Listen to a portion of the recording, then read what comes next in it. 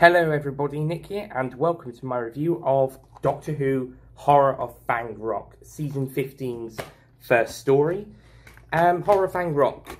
Well, this one's a very good story. I really like it. I did say at the end of my ranking of Season 14 that Season 15 was a lesser season a lesser season to my mind. It's a weaker one, but it's off to a good start. We're off to a very good first story with Horror of Fang Rock.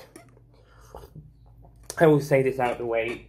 One big problem I do have with this story that does slightly hinder my enjoyment is that there is a lot of slow pacing moments.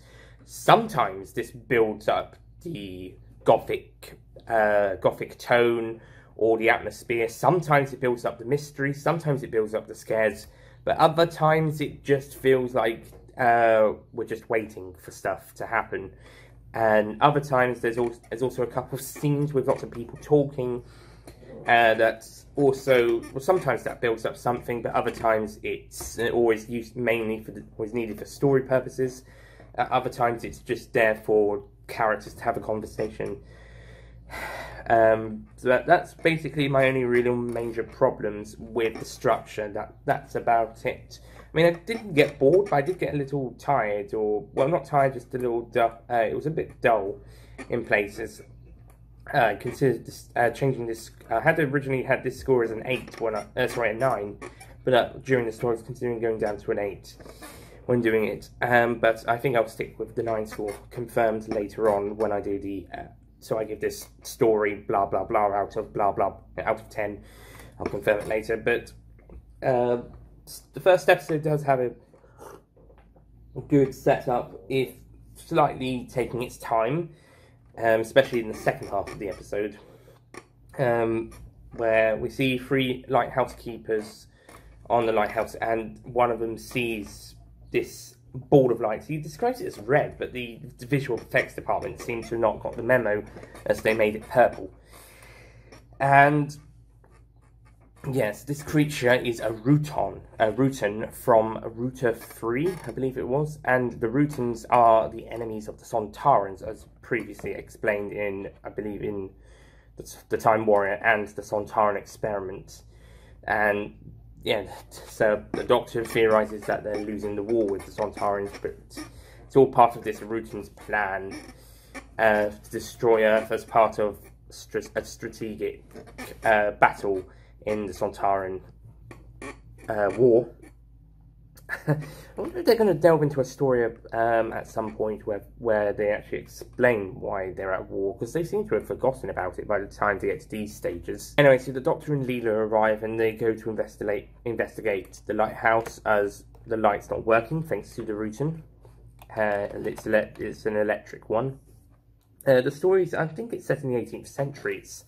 They mention the early 19th. I think 18th, because they mention the 20s, and it's the 18th. It must be the 1820s. Let me just check this. But one of the lighthouse keepers who is very good with the generator, he accidentally gets killed.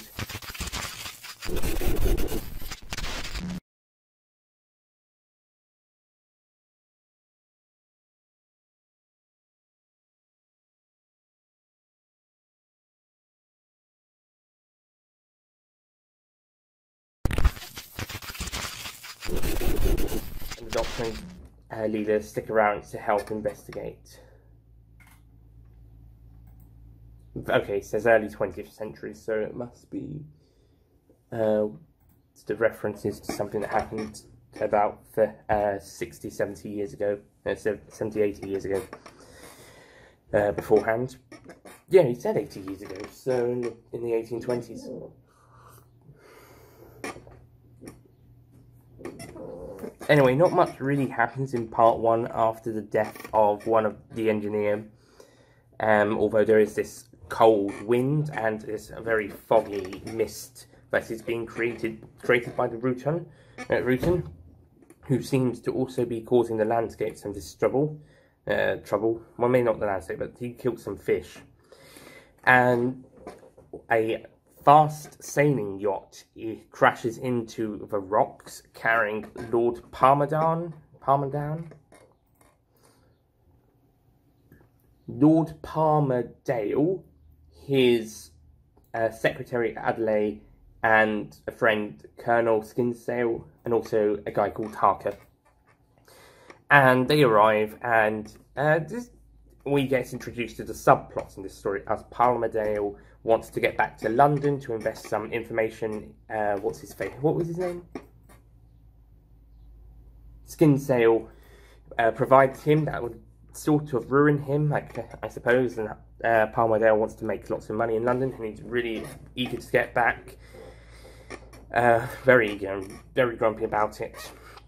And they're a bit, apart from Harker, they're a bit of poshy stuck-ups, with Adlai pretty much giving commentary on her thoughts on the Doctor and Leela, and everyone is just a bit on edge at the moment, and everyone's just a bit on edge as well, and we get quite a lot of scenes in part 2 and part 3 about this whole subplot that, to be honest, if it wasn't in the story, wouldn't really have mattered.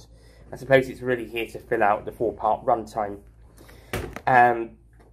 It really doesn't really account to anything apart from Skinsale damaging the communications thing when Parmadale tries to get one of the lighthouse keepers to tries to pay him to send a message later on. So Skinsale damages the communication, and that leaves them all cut off from everybody outside world, so they can't contact anybody. So apart from that doesn't, and also having the diamonds on Parmadale that Skinsale finds, then there isn't a huge amount to them. So yeah, but they're not completely terrible characters. They're not completely wasted. They do in a story that's supposed to be 4 parts. I think without those bits, it may have only been 2. So maybe 3. So they kind of help make it run a little longer than it would have been. But there isn't a huge amount of needed to those scenes. Just that some bits later on, and just have a few more characters for the Rutan to kill, or have some more talky scenes. I do like how Leela is in some of these scenes where she talks to Adlai, she talks harshly at some points, and she also threatens Parmadale at some points as well. She gets really good. And at one point where Adlai screams, Leela just slaps her. That is such a cool moment. I'm not for people slapping people just willy-nilly, but in this case it's very satisfying. Can I say it again, please? There's one thing I have to mention about these characters, all of the characters. All of them except the Doctor and Leela die. Yeah, well, that's some balls, Terrance Dicks.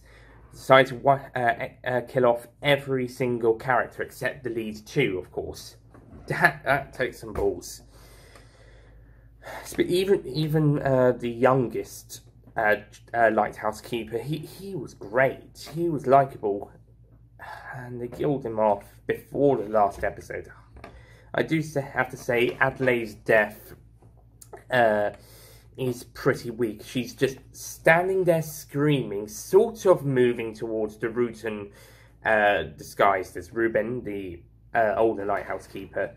But the bit beforehand, she was standing with Skinsale behind Leela, and then the next bit, she's somehow on the other side of Leela, and sort of getting closer to the Rutan, and screaming her little head off as much as she can before she's killed with a touch from the Rutan. So, yeah, I'm sure that death could have been handled better, or written better, or executed better. It just looks a bit weak. And Skinsale is just killed trying to pick up some diamonds. I mean, greed and everything. Then again, why did the Doctor throw them away? It's a bit like in Planet of the Dead, where he throws the crystal onto the desert's floor, into the sand on the planet. Except that time, the aristocratical character in that story does not go for it. They just get on board the bus. Here, Skinsale is killed by the Rutan because he wanted those diamonds. Yay. Bit better death though, I'll say that. Better death than Adlai. Parmadale gets a pretty good death, being electrocuted and then falling off the the raining. Hawker is just killed, and Ruben's sort of killed, but then his body's taken over by the Rutan. And there's a nice little chat in part 4 where the Rutan and the Doctor talk for a bit. That's quite nice. It's got some very good moments, and yeah, you get to finally find out what it is. We sort of saw what it looked like in part 2, but we get the full reveal here. And it does look like a bit of a big jelly creature, but yeah, I don't know if that was the original what Robert Holmes would have originally thought about when he wrote Time Warrior, how he would have described them, but it's what we've got now. I think certainly in the adventure games they can fly as well, and they're kind of like green squiddy octopusy things. And here it seems to be able to. It's struggling to get up the floor. I think it must be a practical prop, because if it was visual effects, it would show if it was more visual effects. It might have been a visual effects, I'm not sure. Someone let me know. Anyway, using the lighthouse and one of the diamonds, the Doctor and Leela are able to destroy the Rutan and blow up the Rutan mothership coming down. However, there's a great bit where Leela basically gloats at the Rutan before it dies. And then the blast, when they try to get back to the TARDIS, the blast of the explosion of the mothership temporarily blinds Leela, but then it causes her pigments to change colour. As this was part of a contract for season 5 to do another season, Louise Jameson wanted to stop wearing her brown contacts, as Leela has brown eyes in her first 4 stories, and in order to be in another season of the show, she didn't want her brown contacts. So at the end of this story, it changed her eyes. The character's eyes changed from brown to Jameson's normal eyes. So from this point onwards, she would not need to wear contacts anymore. And I think it's. She said the Doctor says they're blue eyes, so I'm guessing that's Louise Jameson's normal eyes. And yeah, she wanted them changed because apparently she finds them painful to wear. Yeah. So the removal is a condition to play Leela again. So yeah, that's about it from Horror Fang Rock as they again go off again. Again, we don't see the TARDIS interior. So the next story, The Invisible Enemy, will introduce the new console room that will be sticking around with the remainder of the 4th Doctor's era up until his last season, I think. He might have changed it. I think he changes it a little in Logopolis, certainly for Cast Revolver and Earthshock. But you certainly get a new one based on the older ones, but slightly different for the next story. So, Horror Fang Rock. I do think it has its slower moments and some dull bits, but the story is really great and has some really brilliant moments. The characters are mostly good. I mean, some of them are alright. The rest are great though, and got some good stuff. The story elements just work really well. I think my main problem is just the pacing, that's all. I think it could have been not saying it could have been much faster, but I think it could have been a little less slow. But on the whole, it's still a really interesting and very gothic story. I might be giving it too nice of a score at this point, but I think it sort of deserves it. It's just well executed. So I'm going to give Horror Fang Rock a 9 out of 10.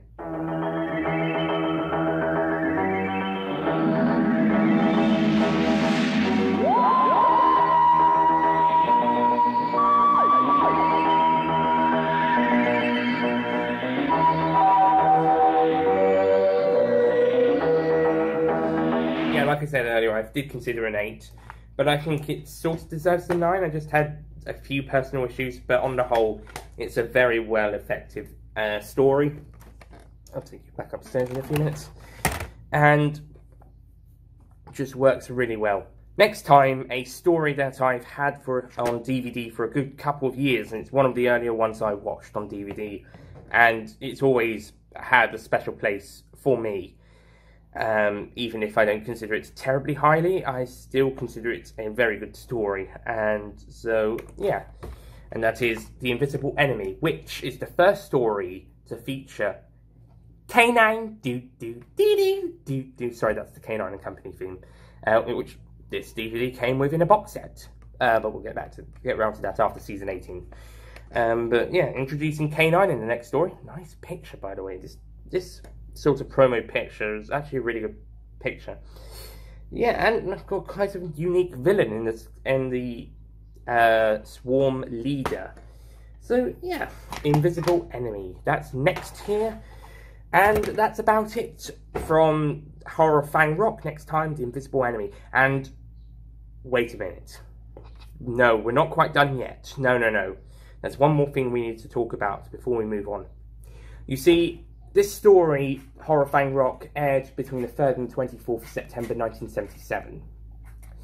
Just over 10 years later, on the 22nd of November 1987, the story was repeated in Chicago on channel WTTW, and during part 1, during the bit where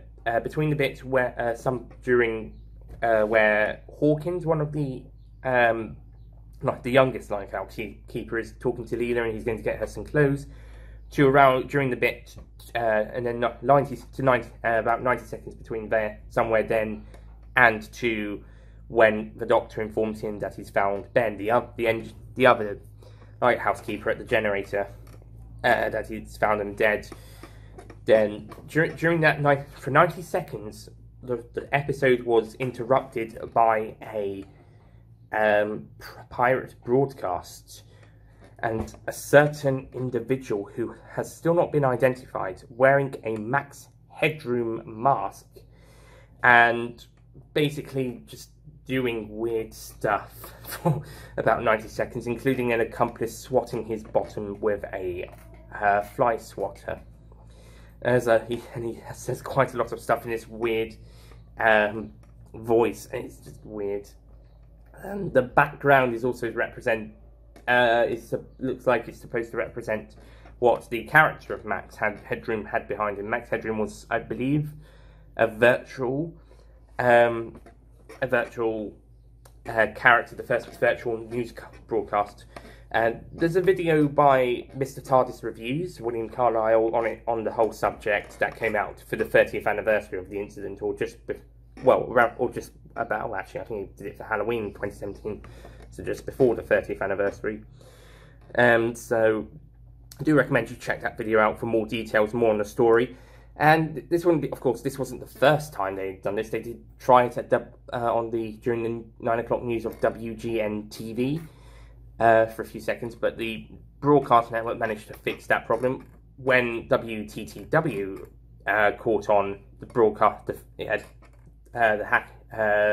The broadcast had finished, and yeah, so in the WTTW has been able to find some copies of the Hijackers broadcast with the help of Doctor Who fans who have been taping the show. So that obviously didn't stop in the 60s or 70s.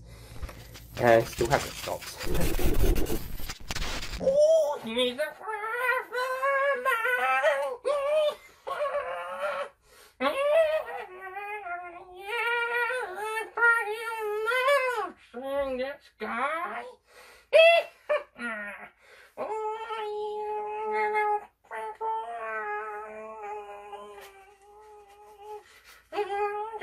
City. Yes, I know the potion is exactly right, but it's the best I can do. I was the one who had the Universal's channel last year. And it helped with the hacking of the 2016 one too. Yeah, he called a real guy, but that's me. Really dusty in here. Yeah.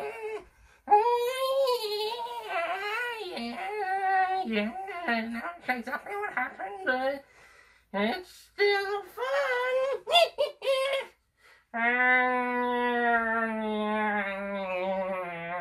What do you think you're doing in my video?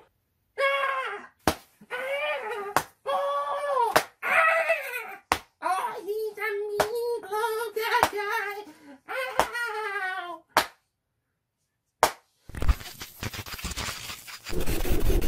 The incident caught national headlines. To this day, the perpetrators, at least two of them, because we got the guy playing Max Headroom and then his accomplice with the fly swatter in the French Maid. I think it must have been at least two. I don't know if there's never been any evidence that there's more, but due to the fact that we don't know who they were, then we don't know how many there was in total. But from the broadcast, we can assume at least two. So, yeah. But yeah, that's a pretty, it was a pretty creepy incident for anyone who was watching then. And yeah, it's quite cool to have something like this. I mean, it would be scary and it'd be annoying, and of course it's in breach of American federal law. But this bit, as Troby said, Mr. Times Review says, for something like this to be connected to a Doctor Who episode, especially a Tom Baker horror story, it's pretty cool. So yeah, and Horror Fang Rock would be one of the last Gothic stories that would have fitted well with Philip Hinchcliffe era before we go down the more lighter toned stories with Graham Williams' era, which we've now started. So anyway, that's it from me. Thank you for watching, and I'll see you guys next time. Goodbye.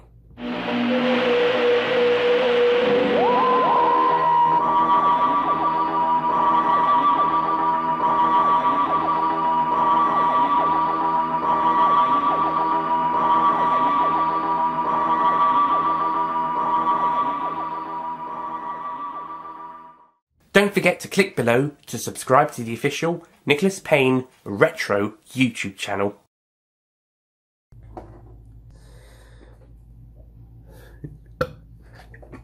Excuse me.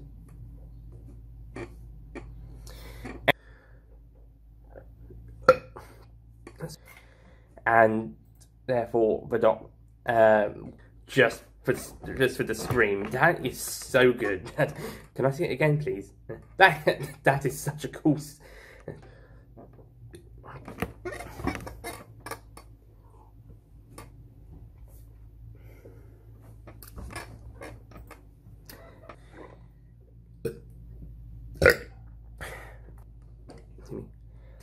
And yeah, it got onto national headlines, but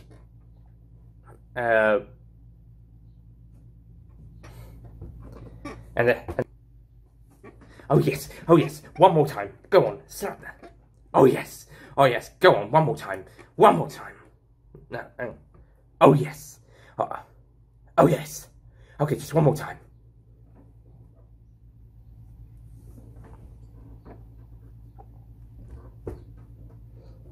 I do have one problem with, I do have another problem with some,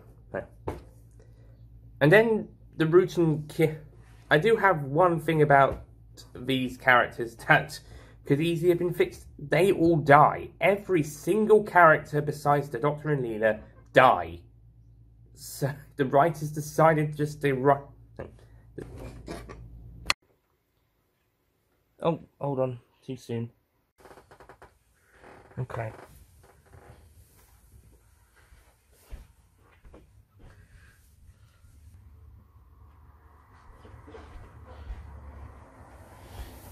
Okay, that should be enough for first one.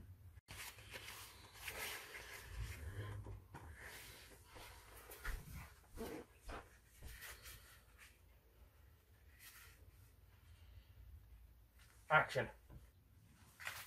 Oh, quit taking them more itchy. What do you think you're doing in my video? And I'll just add that in where I feel appropriate. Actually, action. Okay, that'll do. Thanks.